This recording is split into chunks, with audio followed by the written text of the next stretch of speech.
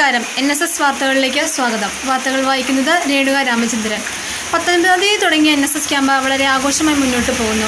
Thodupuzha Newman കോളേജിലെ വിദ്യാർത്ഥികളും അധ്യാപകരും ചേർന്ന് ക്യാമ്പ് ഒരു ആഘോഷമായി മാറ്റിയിരിക്കുകയാണ്. കോവിഡ് മാനദണ്ഡങ്ങൾ പാലിച്ചുകൊണ്ട് ഓൺലൈനായിട്ടാണ് ക്യാമ്പ് നടത്തപ്പെടുന്നത്.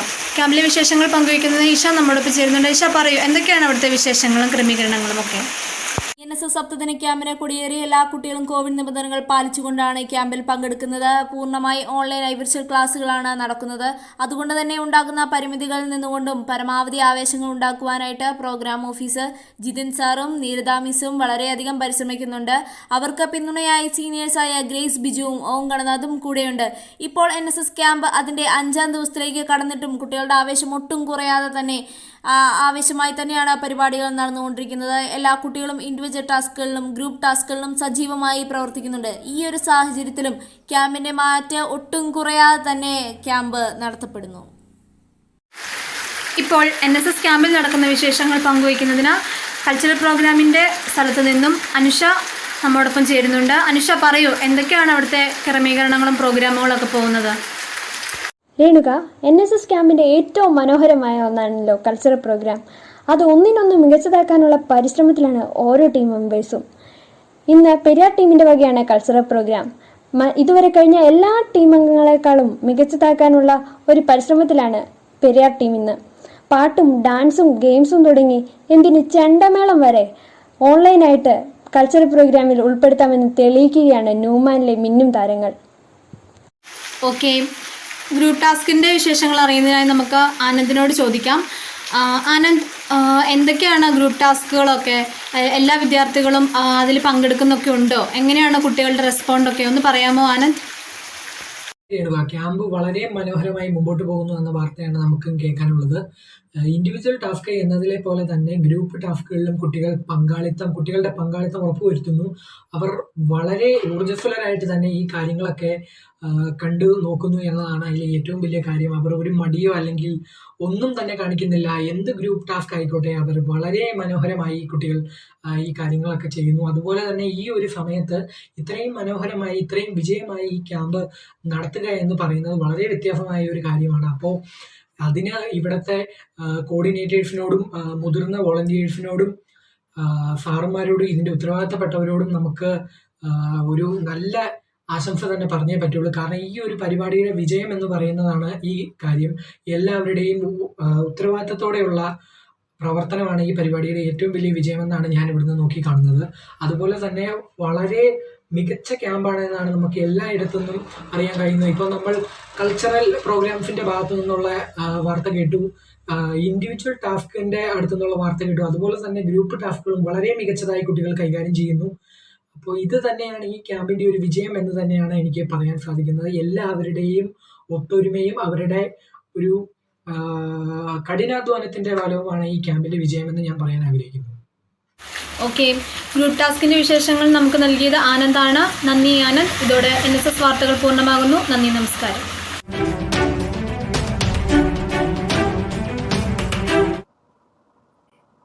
നമസ്കാരം. ഡോക്ടർ പ്ലസ് എന്ന പരിപാടിയിലേക്ക് ഏവർക്കും സ്വാഗതം. ഇന്ന് നമ്മുടെ ഷോയിൽ ഗസ്റ്റായിട്ട് എത്തിയിരിക്കുന്നത് ഡോക്ടർ സരസു ആണ്. സരസുവിനെ സ്വാഗതം ചെയ്യും. ഡോക്ടർ നമസ്കാരം. എന്താണ് ഡോക്ടർ വിശേഷങ്ങൾ? വിശേഷം ഇപ്പം എന്താ, നമ്മുടെ ഷിഗല്ല വൈറസ് ആണ് ഇപ്പം ലേറ്റസ്റ്റ് ആയിട്ടുള്ള വിശേഷം. അതിനെപ്പറ്റി ഓർത്ത് എല്ലാവരും തന്നെ ഭീതിയിലാണിപ്പോൾ. ഇപ്പം കോഴിക്കോടാണ് ആദ്യം സ്ഥിരീകരിച്ചതെന്നാണ് നിഗമനം വന്നിരിക്കുന്നത്. അതിനെക്കുറിച്ച് എന്താണ് ഡോക്ടർ പറയാനുള്ളത്? അതിപ്പം UK വന്ന ഏതൊരു ഫാമിലിക്കാണ് വന്നേക്കുന്നതെന്നാണ് പറഞ്ഞേക്കുന്നത്. നിലവിലിപ്പം കൂടുതൽ അങ്ങ് സ്പ്രെഡ് ആയിട്ടുണ്ടോ എന്നുള്ള കാര്യത്തിൽ റിപ്പോർട്ടൊന്നും വന്നിട്ടില്ല. അപ്പോൾ നമുക്ക് കുറച്ച് ഫോൺ കോൾസുകൾ വരുന്നുണ്ട്, നമുക്കൊന്ന് അറ്റൻഡ് ചെയ്ത് നോക്കാം. ഓക്കെ. ഫസ്റ്റ് കോള് നമുക്ക് ഇവിടെ നോട്ടിഫിക്കേഷൻ കിട്ടിയിട്ടുണ്ട്. പെണ്ണുസുനിയാണ് ചോദ്യം ചോദിക്കുന്നത്. ഹലോ, കേൾക്കാമോ സുനി? കേൾക്കാം. എവിടെ നിന്നാണ് വിളിക്കുന്നത്? ഞാൻ ഇടുക്കി. അപ്പം ചോദ്യം ചോദിച്ചോളൂ കേട്ടോ. ആരിലാണ് ഈ രോഗം കൂടുതലായിട്ടും കണ്ടുവരുന്നത്? ഇതിപ്പം നിലവിൽ കൂടുതലായിട്ടും വരുന്നത് കുട്ടികൾക്കാണ്. കാരണം കുട്ടികളുടെ ഈ വൃത്തിയില്ലാണ്ടുള്ള കളി അത് ഇതൊക്കെയാണ്. അപ്പം പാരൻസൊക്കെ പിള്ളേരെ കൂടുതൽ ശ്രദ്ധിച്ചില്ലെങ്കിൽ ഇത് കൂടുതൽ സ്പ്രെഡ് ആവാൻ ചാൻസ് ഉണ്ട്. പിള്ളേർക്ക് ഇമ്മ്യൂണിറ്റി കുറവും കാര്യങ്ങളൊക്കെ ഉള്ളതുകൊണ്ട് അപ്പം നമ്മൾ പിള്ളേരെ കൂടുതൽ കെയർ ചെയ്യാൻ ശ്രമിക്കുക. Thank you Suni. ഡോക്ടറിനും താങ്ക് യു. Thank you. ഇനി നമുക്ക് വേറൊരു ഫോൺ കോൾ, നമുക്ക് അനേകം കോളുകൾ വരുന്നുണ്ട്. നമ്മൾ റാൻഡമായിട്ട് സെലക്ട് ചെയ്ത കുറച്ച് ഫോൺ കോൾസുകൾ നമ്മൾ അറ്റൻഡ് ചെയ്യാണ്. ഹലോ ഹലോ ഹലോ, ആരാണ് വിളിക്കുന്നത്? Bullet Mary. എവിടെ നിന്നാണ്? ഓക്കെ, ചോദിച്ചോളൂ കേട്ടോ. ഷിഗല്ല ശരിക്കൊരു ബാക്ടീരിയൽ ഡിസീസാണ്. അതിപ്പം ഈ കോവിഡ് പോലെ തന്നെ കുറച്ച് കൂടിയ ഒരു ഇതാണ്. പെട്ടെന്ന് തന്നെ സ്പ്രെഡാവും എല്ലാവരിലേക്കും. അതുപോലെ തന്നെ അതിൻ്റെ സീരിയസ്നെസ്സും കൂടുതലാണ്. വയറിളക്കമാണ് ഇതിൻ്റെ ലക്ഷണങ്ങളായിട്ട് വരുന്നത്. അപ്പം അതിന് അതിസാരം എന്നാണ് പറയുന്നത്. Thank you bullet Mary. നമുക്ക് അടുത്തൊരു കോളിലോട്ട് നോക്കാം. ഹലോ ഹലോ, ആരാണ് വിളിക്കുന്നത്? ഞാൻ പുളിരമണിയാണ്. പുളിരമണി, ചോദിച്ചോളൂ പുളിരമണി.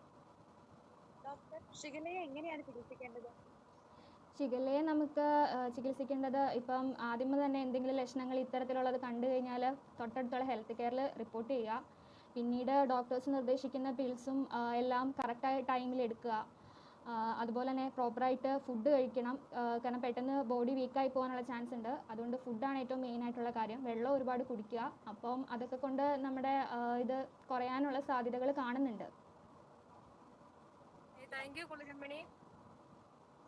ഡോക്ടർ, ഇതിനെക്കുറിച്ച് നമുക്ക് കൂടുതലായിട്ട് അറിയണം എന്ന് ആഗ്രഹമുണ്ട്. എങ്കിലും അപ്പം നമുക്ക് അടുത്തൊരു കോളിലോട്ട് പോകാം. ഓക്കെ. ഹലോ ഡോക്ടർ, ഈ വൈറസിനെ തടയാൻ എങ്ങനെയാണ്? അതിപ്പം തടയണമെന്ന് വെച്ച് കഴിഞ്ഞാൽ നമ്മൾ ഒരുപാടൊന്നും ആൾക്കൂട്ടമൊന്നും കൂടാണ്ടിരിക്കുക. അതായത് നമ്മൾ രോഗികളിൽ നിന്ന് രോഗിയിലോട്ട് പടരാണ്ടിരിക്കാൻ വേണ്ടി നമ്മൾ ശ്രമിക്കണം. പിന്നെ വ്യക്തിശുചിത്വമാണ് ഏറ്റവും വലിയൊരു ഇത്. കൈകളൊക്കെ നന്നായിട്ട് സോപ്പിട്ട് കഴുകുക. പിന്നെ തിളപ്പിച്ചാറിയ വെള്ളം കുടിക്കുക. അങ്ങനെയൊക്കെ ചെയ്യുമ്പം നമുക്ക് ഇതിനെ കൂടുതലായിട്ട് സ്പ്രെഡ് ആവാണ്ട് നോക്കാൻ പറ്റും. താങ്ക് യു ഡോക്ടർ അമ്മണിക്കുട്ടനും താങ്ക് യു. അപ്പോൾ നമ്മുടെ ഇന്നത്തെ ഈ ഷോ ഒരുപാട് പ്രയോജനപ്പെട്ടു എന്ന് വിശ്വസിക്കുന്നു. അപ്പോൾ നമുക്ക് സമയപരിധിയാൽ നമുക്ക് ഈ ഷോ അവസാനിപ്പിക്കേണ്ടതാണ്. അപ്പോൾ വന്ന് പങ്കെടുത്ത ഡോക്ടറിനും ഒരുപാട് നന്ദി. Okay, thank you.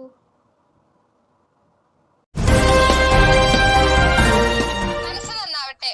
മഞ്ഞരമ ന്യൂസ് ചാനലിലേക്ക് ഏവർക്കും സ്വാഗതം. ഞാൻ ലോലി സരള. ഇന്ന് നമ്മുടെ ചർച്ചയുടെ വിഷയം traditional NSS camp versus online NSS camp. നമുക്ക് ചർച്ചയ്ക്കായിട്ട് വന്നിരിക്കുന്നത് പരദൂഷണം ശാന്തമ്മ, താമരാക്ഷി, ബഡായി ഓമന, മലങ്കേറി മറിയാമ്മ. നമുക്ക് നമ്മുടെ ചർച്ച തുടങ്ങാം. ബഡായി ഓമന, പറഞ്ഞോളൂ, നിങ്ങൾക്ക് എന്താണ് പറയാനുള്ളത്? എന്റെ അഭിപ്രായത്തിൽ എനിക്ക് നാച്ചുറൽ ക്യാമ്പിനോടാണ് കൂടുതൽ താല്പര്യം. കാരണം നമുക്ക് എല്ലാവരുമായിട്ട് മിങ്കിളൊക്കെ ചെയ്യാൻ പറ്റുന്നത് നാച്ചുറൽ ക്യാമ്പിലൂടെയാണ്. ശരിക്കും ഒരു ക്യാമ്പ് എന്നൊക്കെ പറയുമ്പോൾ ഒരു ഫീലൊക്കെ കിട്ടുകയാണെങ്കിൽ ശരിക്കുള്ള ഒരു ക്യാമ്പ് തന്നെയാണ് നല്ലത്.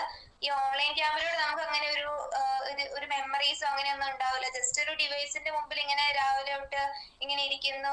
മറ്റേത് നമുക്ക് കുറെ വർഷങ്ങൾ കഴിഞ്ഞാൽ നമുക്ക് എന്തെങ്കിലുമൊക്കെ ഓർത്തിരിക്കാൻ പറ്റും. ഇപ്പൊ നമുക്ക് കൂടുതൽ സർവീസുകളൊന്നും ചെയ്യാൻ പറ്റുന്നില്ല ഈ ഓൺലൈൻ ക്യാമ്പിലൂടെ. പക്ഷെ നമുക്ക് മറ്റേ നാച്ചുറൽ ആണ്, നമുക്ക് കുറെ ഫീൽഡ് വർക്ക് അങ്ങനെയൊക്കെ ഉണ്ടാവും. അപ്പൊ നമുക്ക് കൂടുതൽ സേവനങ്ങളൊക്കെ ചെയ്യാൻ പറ്റും. അപ്പൊ എന്റെ അഭിപ്രായത്തിൽ എനിക്ക് കൂടുതൽ താല്പര്യം നാച്ചുറൽ ക്യാമ്പാണ്.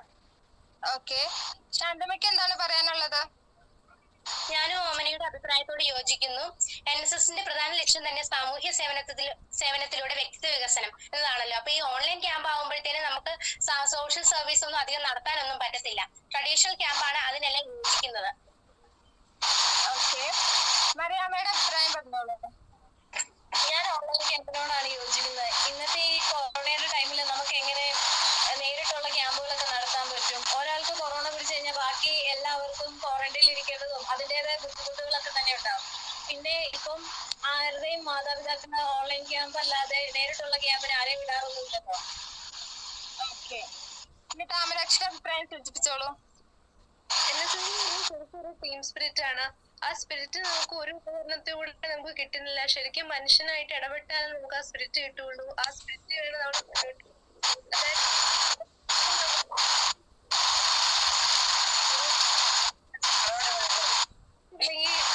അല്ലെങ്കിൽ മനുഷ്യർക്ക് വർക്ക് ചെയ്യാൻ ആർക്കും ഇഷ്ടമല്ല. സോ എനിക്ക് ഒരു ട്രെയിനിങ് ക്യാമ്പ് അല്ലെങ്കിൽ കുട്ടികൾ ചെയ്യുന്നൊരു വർക്ക് എനിക്ക് ഇഷ്ടം.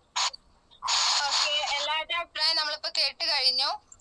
ട്രഡീഷണൽ ക്യാമ്പിലും പോരായ്മകളുണ്ട്, അതുപോലെ തന്നെ ഓൺലൈൻ ക്യാമ്പിലും അതിൻ്റെതായ പോരായ്മകളുണ്ട്.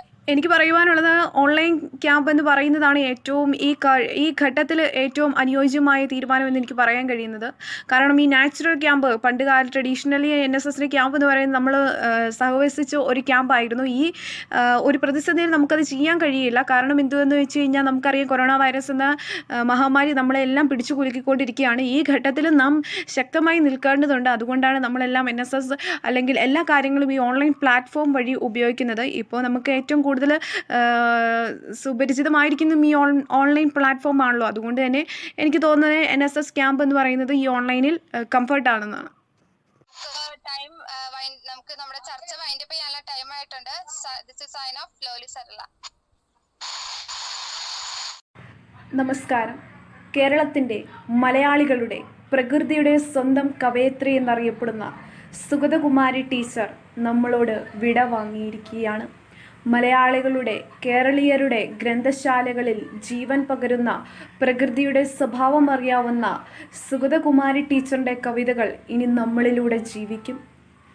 ടീച്ചർ നമ്മോട് വിട വാങ്ങിയിരിക്കുകയാണ്. ടീച്ചറിൻ്റെ മുന്നിൽ NSSൻ്റെ പ്രണാമം അർപ്പിക്കുന്നു. ഒരു പാട്ടു പിന്നെയും പാടി നോക്കുന്നിത ചിറകൊടിഞ്ഞുള്ളൊരു കാട്ടുപക്ഷി. മഴുതിന്ന മാമരക്കൊമ്പിൽ തനിച്ചിരുന്നൊടിയ ചിറകു ചെറുതിളക്കി.